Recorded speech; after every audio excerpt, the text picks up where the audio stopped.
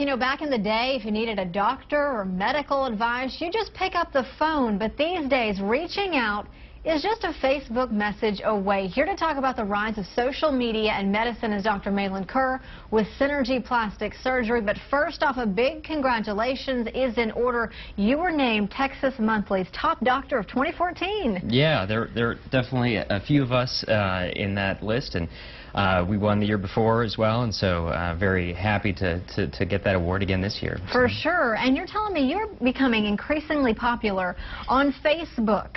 Yeah, I mean, I think that Austin is a very tech-savvy town. We have a lot of folks here that are using that sort of technology. We see, you know, sort of the launching of Twitter and Foursquare out of South by Southwest, and I think that people love it. I mean, we have over 1,000 people that follow us on our business page, and it's clearly a huge way to sort of interact with our business, and really changes, I think, the relationship that the patients have with me in our practice.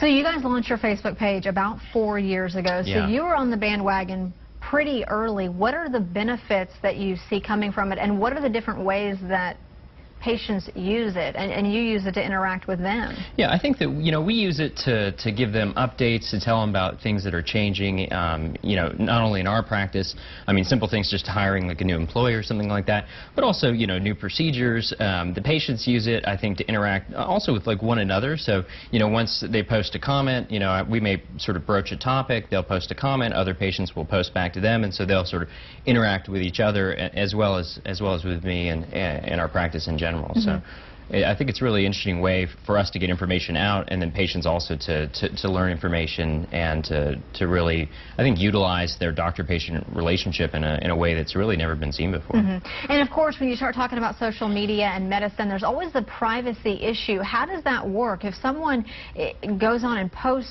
something, they're kind of allowing their name to be out there with that comment. Yeah, I would agree. It's definitely a little bit of a sticky situation. I think that, you know, clearly the people that are out making those comments are okay with it, right? And I think that if you do have privacy concerns, then you're clearly not going to be participating in that sort of level. But I mean, I think that that's something that's going to definitely be developing over the years, and we'll have to see how that plays out, as far as, you know, you're clearly identifying yourself as a patient of ours by. And you were talking about the power of social media, that some of your patients have never even met you, never stepped foot in your office, and they're calling up and booking appointments based off of things they have seen online. Yeah, so I think that sort of the rise of online reviews, primarily through Google and Healthgrades and other sort of organizations, have really sort of given patients an opportunity to kind of review almost, I mean, I hate to say it like a restaurant or sort of a hotel, but a very similar sort of experience. I mean, I actually have people that, you know, I looked last night on my way in here,